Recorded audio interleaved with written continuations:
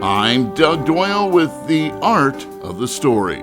The tributes continue to pour in for NEA Jazz Master and Grammy-nominated tenor saxophonist, composer, and arranger Benny Golson, who died at his Manhattan home this past Saturday.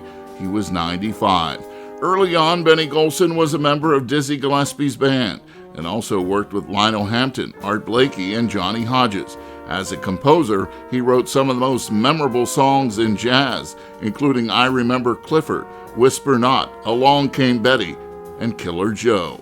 In 2004, NPR host Tavis Smiley spoke with Golson about playing a part in the Steven Spielberg movie, The Terminal, starring Tom Hanks. So what do you think of this movie business and getting a call from Steven Spielberg to actually play a role in this film? We've actually finished it, and I still don't believe it.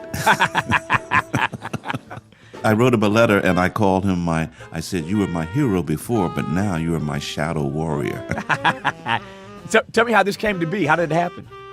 My office in L.A. got a call from him, and I happened to be over here last year.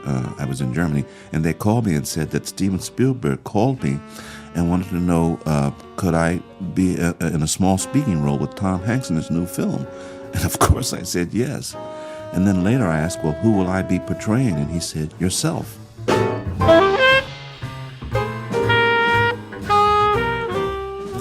I still didn't know what it was until we got to Montreal where we shot.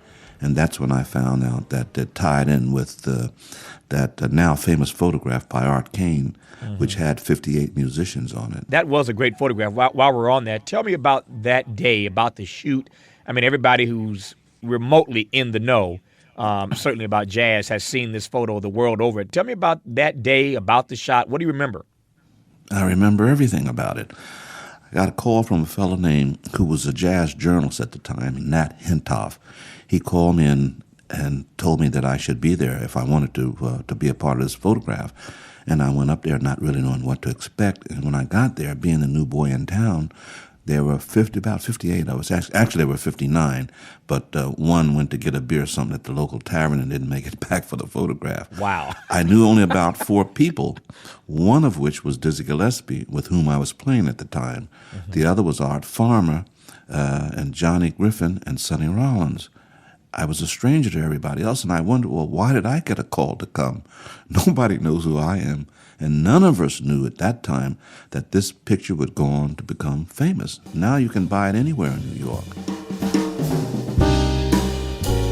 Your new CD is titled Terminal 1. I assume that that is pure coincidence and no relation to the movie.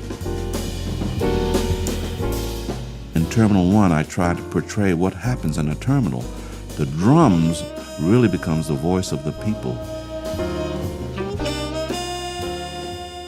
Jazz Night in America host and Grammy Award-winning bassist Christian McBride wrote on his Facebook page that Benny Golson represented an era of manners, decorum, class, and sophistication. McBride says when Golson played, however, he could easily turn into a fire-breathing North Philly dragon.